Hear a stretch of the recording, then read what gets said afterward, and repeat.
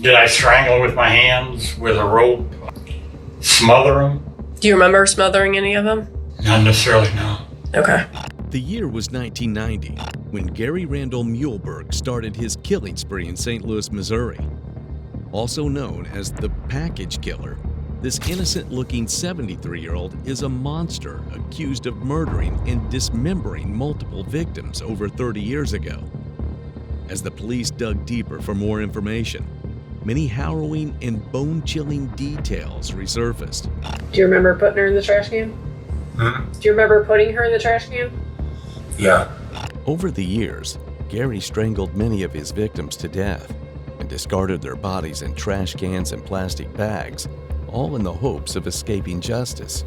But what he confesses next would connect him to those exact crimes that he tried to hide all these years. Were there more than one? It does touch on recall a little bit. The detectives were not prepared to discover the gruesome details that were about to unravel from the year 1990. Gary Randall was already serving a life sentence for murdering Kenneth Atchison on March 27, 1993. However, what brought Gary to the limelight again was the resurfacing of DNA evidence of his first 4 victims, who were murdered in 1990 in St. Louis, Missouri. These victims were 18-year-old Robin Meehan, 27-year-old Brenda Pruitt, 40-year-old Donna Reitmeyer, and 21-year-old Sandy Little. The cases of Gary's first 4 victims had gone cold for over 30 years. It was only thanks to the breakthrough in technology that made the investigators interrogate Gary yet again. But as the interrogation begins, the detectives are about to discover something so disturbing that it will haunt them for years. We had no clue. We never even heard of it until the report came down from the DNA. And that's basically why we're trying to wrap these up. Okay? What's the worst thing that you think could happen to you if you talk to us about this? My worst case scenario, what would be the worst thing that could happen? You said death row. Yeah. Death penalty. If you're already doing life, I don't know anybody would really want to, what are they going to do, give you double or triple lives or whatever that is? That's not going to happen. Yeah, I mean, I'm not ever getting out of prison. Right. Yeah. So we're just giving, we'd like to take the opportunity, again, with me working one of these cases, excuse me, we'd like to kind of wrap this all up. And for you too. I'm sure that, I don't know if you think about this I don't know if you think about it at all, if you think about these possible cases at all. But this is kind of like for your benefit to get it over with and ours, so we can get it over with. I don't understand. Get over what? I mean, I'm in here for murdering a man. Right. I read the entire report. I read the entire thing. They say you're not a problem here. They said you've never been a problem here. You haven't had any write-ups since 2008. It sounds like you just... Yeah, and the write-ups I've had were like minor ones. Stupid stuff, aren't they? Passing jelly beans or something crazy? Huh? Passing jelly beans? Yeah. You got written out for passing jelly beans. Well, did they think they were pills, or what did they... I mean, I guess you just... They got rules and regulations wherever you go. Yeah. Yeah. And in a confined environment like this, some are petty, some aren't, but you still got, like on the street, I don't know if you still got laws against jaywalking. I don't know if anybody's ever got it. You know. Yeah. I think I got a citation once for cutting my grass too early in the morning because it was a noise pollution. The neighbors complaining. Mm-hmm. You got minor, Sure. rules and laws. They got them in here. Right. Control environment. Right. Yeah, so, I mean, if that's what you're worried about, I don't know that I don't know what they'll do, but I'm just saying I don't know that they'll take their time and go through all the jumping hoops and Time stuff. and money is what When it you're- is. Hmm? It takes time and a lot of money to proceed with any of these. When you're activities. 73 years old. Yes. what you all are getting paid for, right? That's your job.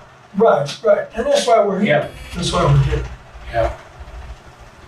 Yeah, I mean, you have kids. I mean, you have a daughter, right? I would like to give answers to this young lady's kids. You know, that they've gone 32 years not knowing. You can tell her I'm not the one. I mean, so there's traces of DNA on her. I'm sure I'm not the only one she ever had sex with. Well, it's Or just, maybe she's the first time, I don't know. I mean, like I said, it was the tape on her body. So I don't know that she would leave the tape on her body kind of thing. You know what I mean?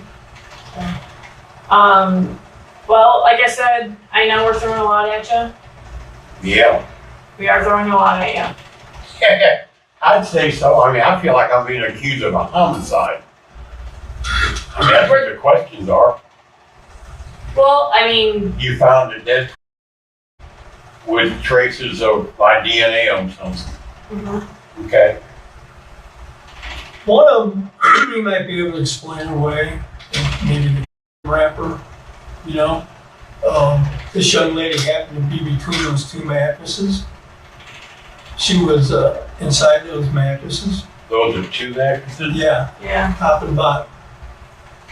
Okay. She was found in between those, and that's where the condom wrapper was that has your DNA on it. And do you have pictures of the tape? Yeah. This is Oh, this is the tape, okay, that's on her. okay. And if you lift that tape up, there's DNA on Okay. the underside of that tape. So if she's even doing 15 guys a day, none of them would be on that tape underneath the underside of that tape. Okay. So technically, that's why we're here to see you. All right? Because again, maybe she had the condom wrapper, but she's naked. It's not like she had it in a pocket or anything like that. So she's got this condom wrapper in the mattress and has DNA, your DNA. And then also with the tape, that is very hard to explain how your DNA got on the other side of that tape on her. If in fact it wasn't you that was with her and she wound up in those mattresses. The detectives begin the interrogation by bringing up the case of 18-year-old Robin Meehan. As per the forensic reports, Robin was choked to death and was found between two mattresses with her body tied. Despite finding Gary's DNA on the prophylactic wrapper, he has the guts to outright deny his role in her murder. The police also found a T-shirt with Gary's DNA on it wrapped around Robin's head. But Gary still remains indifferent to these pieces of evidence. In order to intensify the interrogation, the investigators are about to ask Gary about his next victim, Donna Reitmeyer. And then we have a third one that actually wasn't as sophisticated as these two were. And she was found in a trash can, one of those plastic trash cans. So, and the girls are connected. They know each other, or knew each other back in the day. So everything that we're putting together and everything that we're doing, again, this wasn't as sophisticated as the other ones, but it's definitely, she was in there, and I think it was in the plastic in there, and quite some time because she had decomposed quite a bit. So what we're doing is I got DNA guys that are working actually on the way up that kept sending us messages and stuff. They're continuing to work on that, and not if, but when they get a DNA hit, then we're going to tie all three of them together. And we're here to give you an opportunity to talk to us about these and make it as easy on yourself as you can possibly make it. And let us know what you You're gonna think. charge me with, what, 3 homicides? We don't know if we're going to charge anybody. We're up here to try to get the truth out of you and have you tell us what you know. I don't know anything about those. So, again, how do you explain your DNA being on I the don't. tape? On the tape. I don't. Now, you don't doubt that we have it, right? I mean, What I'm thinking right now is kind of like private thoughts, but if you got it, you got it. I also know of how y'all build cases. Well, I've been doing this almost 50 years, and I've never put anybody in prison that didn't deserve to be there. So I don't build a case. You don't have to worry about putting me in prison and keeping me here. You're already here. Right. Yeah. Right. Yeah. We're just looking for answers. I became interested in these cases about 14 years ago. I was fascinated with them. I like cold cases. I like working cold cases. I started looking into it, and I couldn't believe that all these investigators couldn't solve these. Mm-hmm. You know, You say these all happened when? Back in the 1990. around the 90s? Okay. Yep, all in 1990. And all three girls knew each other. They all came from the same area. And where would that be? Cherokee Street down in St. Louis. It Okay. used to be called the old, I think they called, Antique Row? well, that, and they used to call it the stroll back in the day, I think. I used to live down on California off Chippewa, Cherokee. Right, and that's close to Yeah. where this is. Yeah. So you would be familiar with the area, correct? Well, my in-laws lived down on Compton and Arsenal. Mm-hmm. And that's when Karen and I separated. She moved back with her family. Yeah. So what years did you live down in that? In the Compton area? Oh, Or California? I can't remember the exact year I was married. That was the old 3rd District back then, wasn't it? Down by the Anheuser-Busch? Or close to it? Yeah, yeah. Yeah, because the Anheuser-Busch was on 55 in Arsenal. Yes, Yeah, I believe it is, yeah. Yeah. Real close to Solar. yeah. Well, this isn't too far from that, and you know the area. Yeah, I mean, my aunt and uncle and grandparents lived down by Bevo Mill. Sure. In fact, I was born down on Gator, I know where it's at. Mm-hmm. right behind, it used to be a grocery store. It came in a lot of different things. Christie Park, Okay. yeah. Had you, any of the that you picked up, would you have picked them up off of Cherokee Street? You say you met a lot of them in the bar, but I didn't read a lot of them. or have you picked any up from around the Cherokee Street area? Well, I don't remember. Probably. Okay. All right. You see where we're trying to put, this whole thing is like a puzzle. Yeah. And I'm a very slow puzzle worker. So I have to ask a lot of these. A lot of them make me sound stupid to you, but I gotta ask them because I don't know the answer to all these.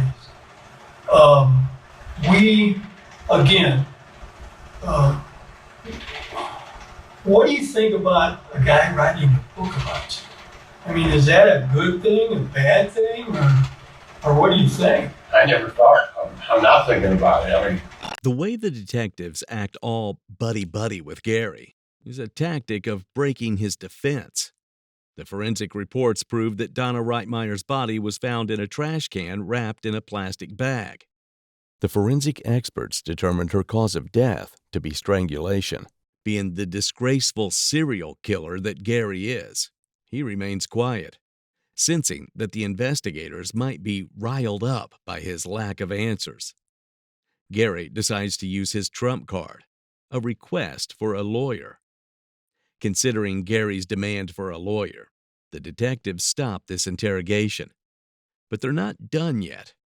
These investigators are now going to drag Gary to another interrogation and confront him about the rest of the murders. We don't know if there's more than 3. All we know is that there's, at least we got 3 of them connected through, all the lab work and everything we're doing. So, and this is one of them that's connected. So basically, we believe this is another one that you might have done. Oh, she sure don't look familiar. Now, this is, I don't know the date on this photograph or how early it is before she was taken. Do you recall? Well, the date on here says 5/4 of 89. And she was 1990 is when she. So that could be an old picture. 89?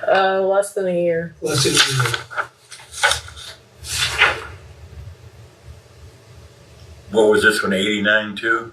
I don't know, I'd have to look at it. This is the late. Oh, I'm sorry.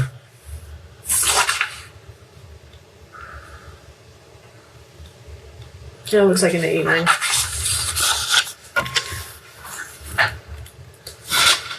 So the box that Sandra was in is similar to a box that Doc was in. Well, I sure don't remember making a box.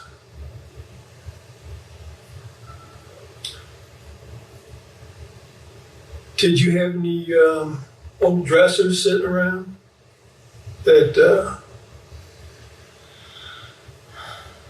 I mean, I had furniture. Do you ever remember removing the bottoms of the drawers that she might have fit in, and then the box built around her? Oh, I was thinking when you said a box, something that was put together from scratch. But furniture?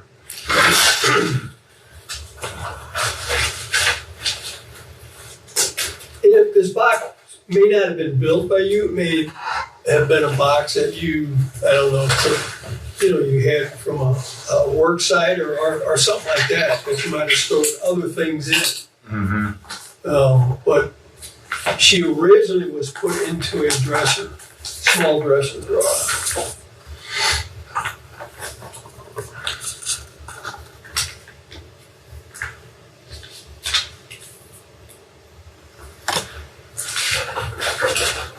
I really don't look that familiar, but definitely the box, but I can't tell. I mean, maybe it'll come back to me in time. Yeah, we're like he said, we're just trying to avoid. Hmm? We're just trying to avoid a bunch of people coming down here, Yeah. Getting you So. confused and everything. Right. And obviously, when we leave here, the prosecutors are going to ask us. Hmm? I said, obviously, when we leave here, the prosecutors are going to ask us how it went. So, Yeah. Hopefully they're satisfied with me confessing. But Let me ask you this. And I think you're being honest with us. Let me ask you this, and I want you to really think about this. Were there more than one that you might have killed? Now think about it. Because I would know. As old as I am, I would remember if there was more than one. yeah, I mean, from what you're telling me, it does touch on recall a little bit. Like I said, 30 some odd years ago. I'm not really talking about details right now. Mm-hmm. I'm talking about the fact that was there more than one that you were involved in taking their life? Taking their life? I mean, this is kind of a important question for you. Yeah. That's why we got all 3 prosecutors wanting to do this all at once. Have you killed more than one? These two, for sure. I mean, there's bits and pieces that I remember, but not all the details. And I understand that. I understand that. Mm-hmm. But Don't patronize me, okay? I'm not patronizing you. How do you think I'm patronizing you? I don't I know. mean, It's explain, just, because I don't really understand what patronizing. Honestly, I don't. People say that, and I'm like, what have I said to patronize you? This time, the detectives ask about 21-year-old Sandy Little, whose skeletal remains were discovered in a disposed wooden box on February 17, 1991. Following his usual pattern of killing, Gary strangled Sandy to death before disposing of her body. At this moment, Gary's body language proves that he can recall most of the details, yet he doesn't reveal the exact cause of her death. Rather than pushing for answers, the investigators will create a sense of familiarity by asking him about Kenneth Atchison, the victim for whom he is already serving the prison sentence. I wish Lose control? I really do wish I knew what prompted me to do this, because it was a bunch of mixed emotions. Embarrassment, ashamed of myself.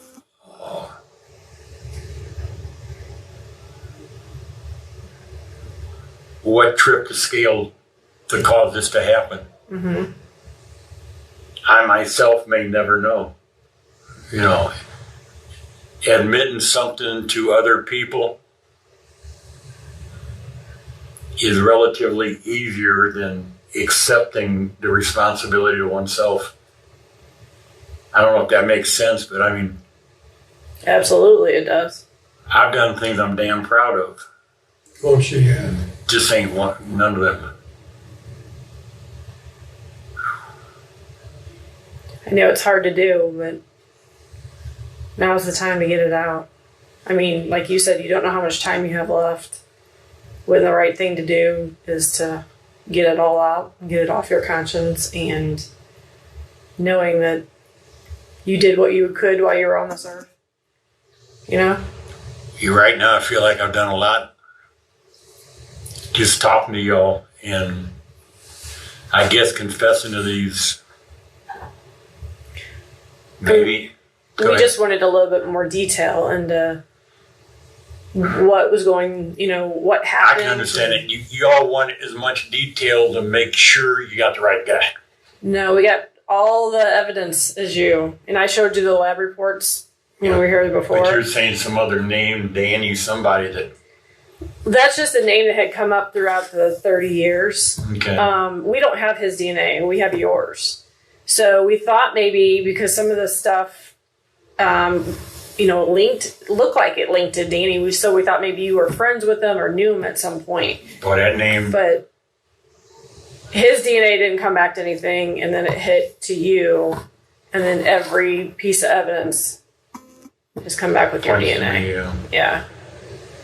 So we already know we're talking to the right person. We're just hoping we can get a little bit more detail as far as how it happened, why it happened. Yeah, I wish you could get that information, because I would enjoy it. Yeah. To know, like I said, I come from good family, good people. I've always tried to do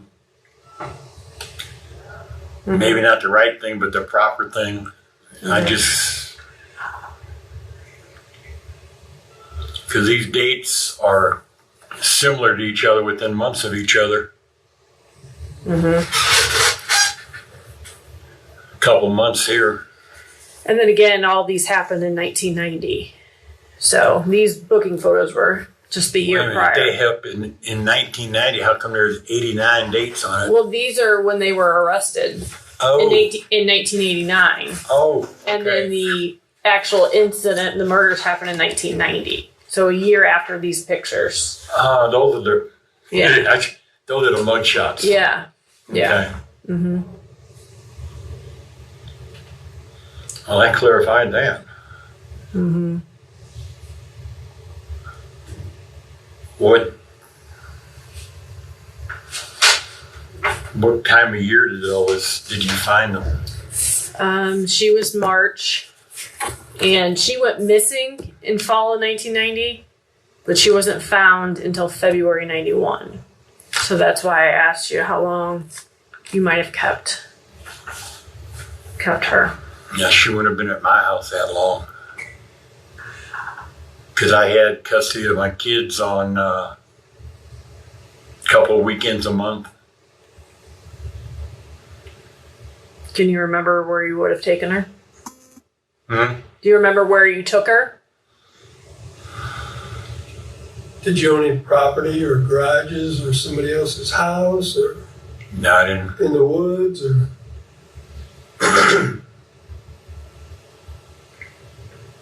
No. I didn't own any property.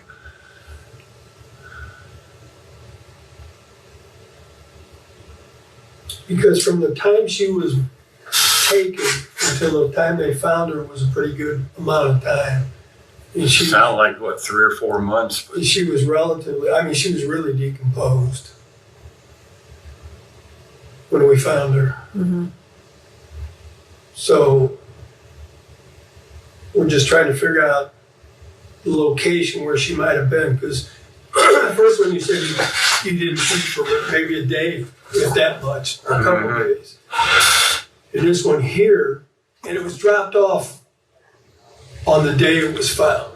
It wasn't like somebody walking down the woods and find it. It was on a particular area where you could hardly not see it. And then somebody stopped and picked it up. like they were intentionally left Yes, to be found. yes.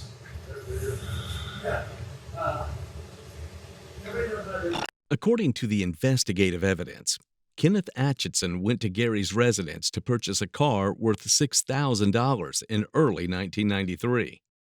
But he never came home.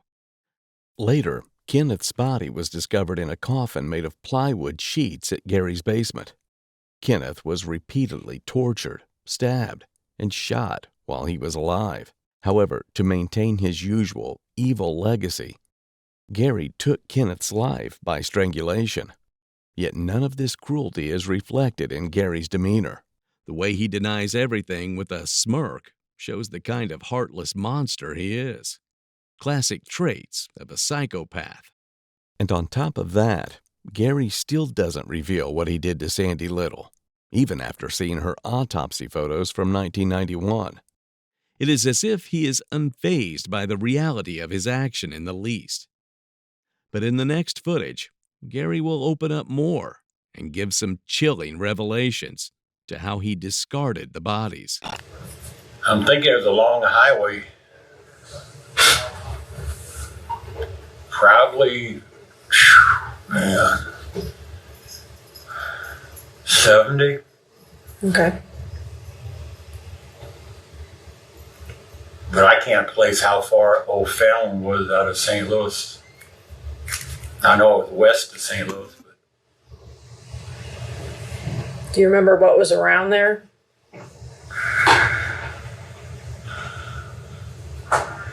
you mean like Buildings, restaurants, Yeah. shopping centers? Sure. I don't think it was isolated. Do you remember which vehicle you used that time? Probably the van. Because I don't think I had the pickup truck in early 90s. I think I got that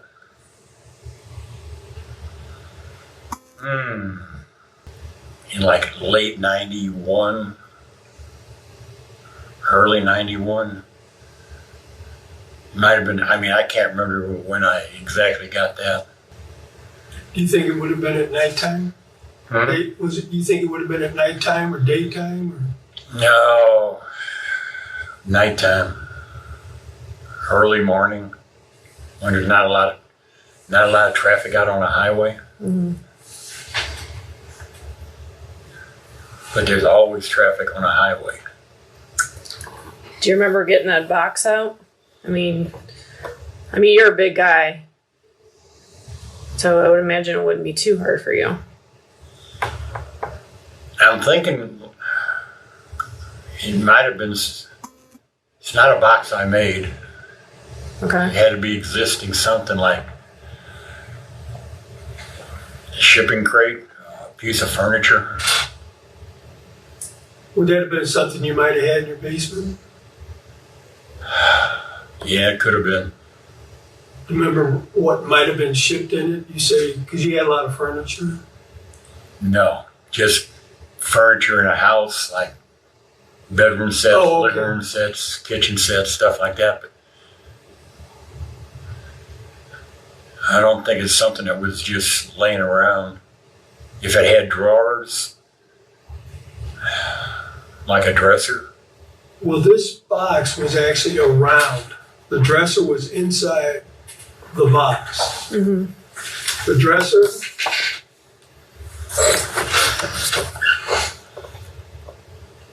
Get a picture of the dresser, or possible.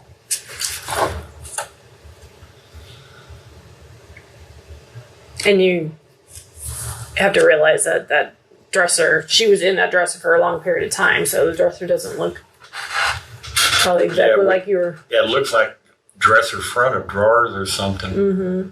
Or drawer fronts. And this whole thing was inside a box? Was inside this.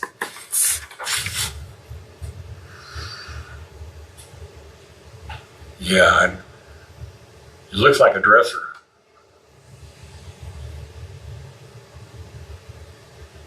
Anything come back to you looking at that? It just looked like it was wrapped in some kind of paper or cloth or something. Mm-hmm. Yeah.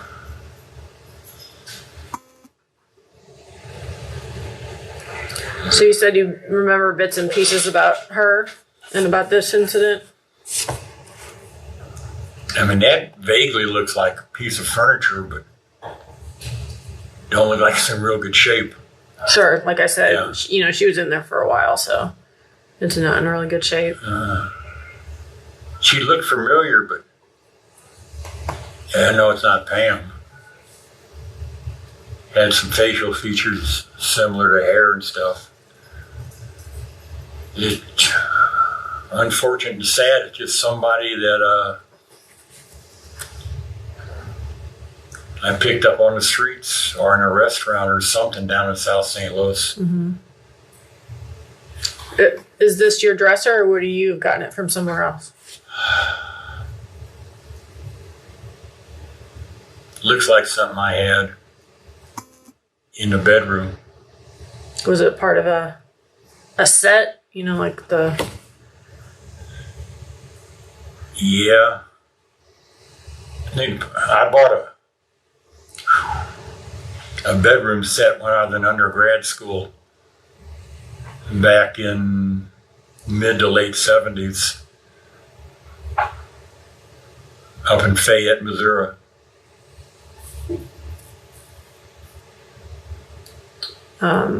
It's hard to tell because there's not a lot of detail on it. Sure. Would that have been in the same bedroom as the mattresses would have been? Yeah, because the house only had a one-bedroom house. Oh. It was a small house, Okay. like under 900 square feet.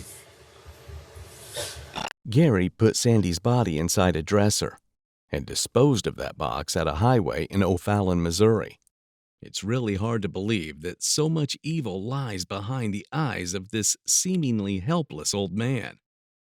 Now that Gary has begun confessing, the investigators will take advantage of this momentum by confronting him about his next victim, Brenda Pruitt. Why do you keep coming and coming? Well, we told you there's 3, so this is Brenda Pruitt. Same thing. What's the year of that? 1994, 9, and 90. Well, she looked like a rough one. Shouldn't say that.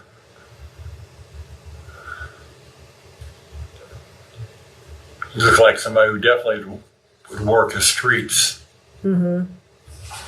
This one looked like she had more class. I mean, she took care of herself. Mm-hmm. Of course, mugshots don't always do a person justice. Sure. Yeah. That's at the lowest point. Mm-hmm. Pruitt, Brett. So I knew a Pruitt. But he worked for the Shriners at Moolah Temple on the night crew. I don't think they were related. do you remember what his first name was? Hmm? Do you remember what his first name was? Boy, I sure don't. I sure don't. Okay, so she was found in Maryland Heights. That's, I know. we tried to turn it off. It'll go away. There you go. What was it? A phone? It's a phone. It's Phone just over phone. there We in tried the to turn it corner. off earlier. It didn't Unplug work. it. But they say if you unplug it, it sets off the alarm. Gee, there for a second, I forgot where I was. Yeah, yeah, you're right.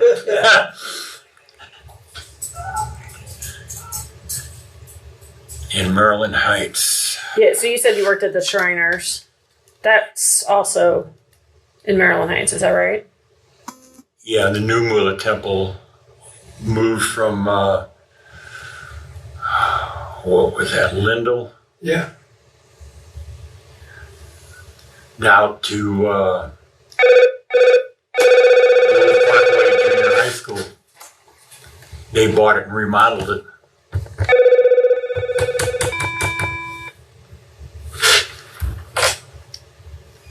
So you're kind of familiar with Maryland Heights then?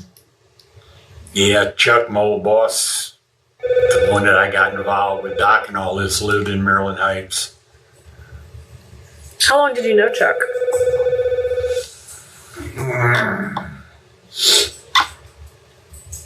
See, I was still married. We just bought the home in Bell Ridge. And I met Chuck within months of moving into the house, looking for employment. And where'd He you meet? owned a construction company. We did a lot of remodeling of rent-a-center stores.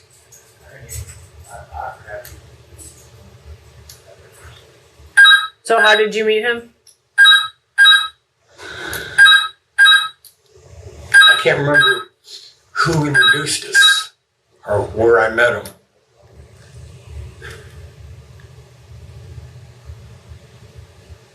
I don't know if I answered an ad in the paper or went out and bid on a job. Or maybe, no, I don't really remember how or where or who introduced us. It was, the name of his company slips my mind right now. So you bought the house in Bell Ridge. Yeah. What year was that? Oh, late 80s, Okay. 87, 88, 89, somewhere around there. Okay. So shortly after you bought the house, you said you met Met Chuck. Chuck.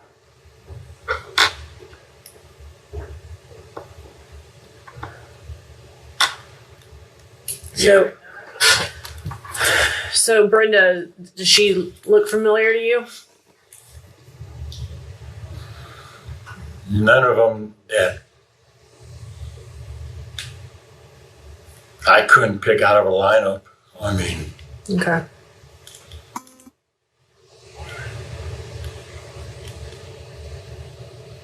no. So same kind of thing, alongside highway. In a container. It's absolutely sickening to see the way Gary addresses Brenda as someone who would work the streets. This gives a chilling reminder that Gary only sees women as merely disposable objects. The forensic reports showed that Brenda was subjected to inhumane cruelty. Just like his previous victims, Brenda was discovered in a trash can, wrapped up in a plastic bag, and was tied with an electric cable. And as per her forensic reports, her cause of death was asphyxiation. In one of his confessions, Gary also talks about Chuck Nichols, one of his previous employers, whom he tried to falsely frame for murdering Kenneth Atchison.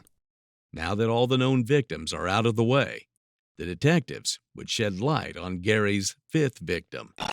I put a couple questions in there. Yeah, some of Okay. us, yeah. A couple things come to mind or anything? Not really. I mean, I don't remember. I know I didn't put anything in with any of the deceased. It might be it sat outside my house for a week or two in Okay. the winter time. So I don't know if that would account for a low odor or no odor or whatever. Okay, so they sat outside your house? One or two of them did, yeah. Yeah. Okay. And when we say one or two, are they the ones that we've already talked about? So we talked to the one with the mattresses, and then we talked about the one. No, the one that I wrote in the letter, the car wash. She sat outside the house for a while. Okay. Can you tell us a little bit more about that? Do you remember where you first came in contact with her? Probably down in South St. Louis somewhere. Okay. All I right. mean, some of the things are vague. I don't know if have a mental block on it, or I just don't remember, or Sure. you know, What do you remember about that one? not really that much except for a metal barrel. Kind of like, I don't know if it was an oil drum or it had a split rim on it to Okay. keep the lid on. Do you remember where you got the oil drum Oh, I from? sure don't.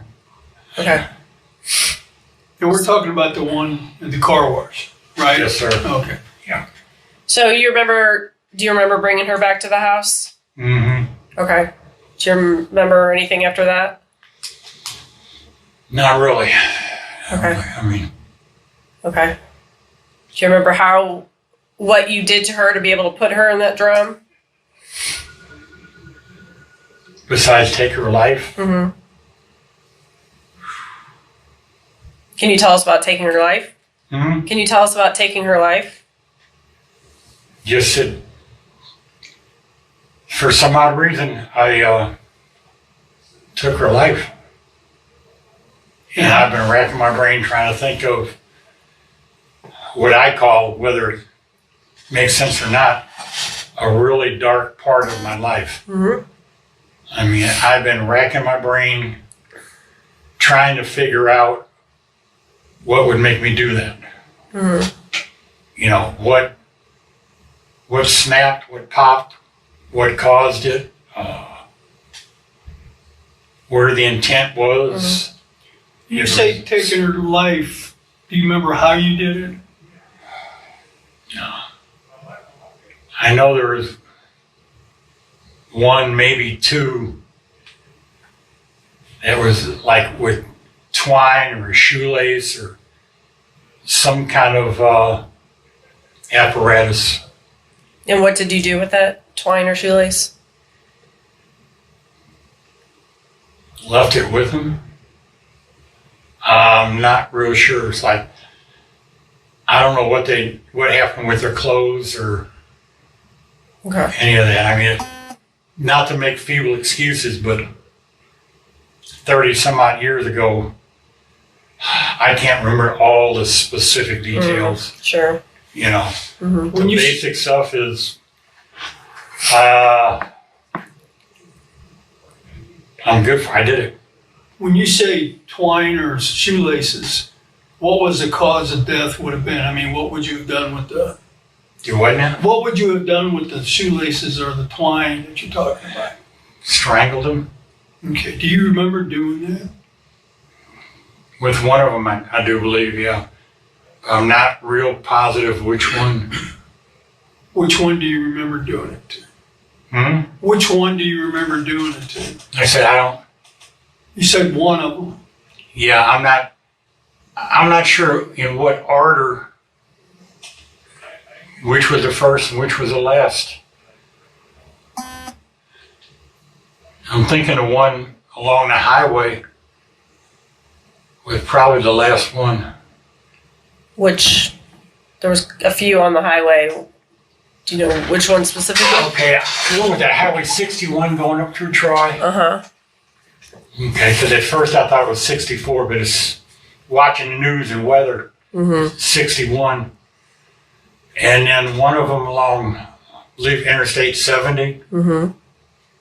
And those are the only two that I can recall where I left the remains on the highway or in close proximity. Because the one in Maryland Heights, that was on it wasn't a service road, but it wasn't on page, it wasn't on highway. It was off like an apartment complex. It feels like a service road. That road does. I don't know if you remember back then how Page End right there. And then they had some pretty popular apartments there on the right. Yeah, it ended right at Bennington? Yes. Okay. Gary never disclosed his fifth victim's identity, but the police found out that he kept her remains in a cardboard box at first, after which he stored them in a steel barrel. Later, he discarded this barrel at a self-service car wash. All these murders promptly justify his name as the package killer. Considering Gary's significant lack of remorse and his vicious addiction to killing, it is difficult to imagine if there ever will be actual justice for the victims. In September 1995, Gary was sentenced to life in prison without parole for the homicide of Kenneth Atchison. After the discovery of the remaining victims' DNA in 2022, Gary faced further charges for the murder of 4 other women. Between 2022 and 2023, Gary pleaded guilty to 5 additional homicides, and as a result, he received multiple additional life sentences. However, the jury refrained from seeking the death penalty due to his deteriorating health condition.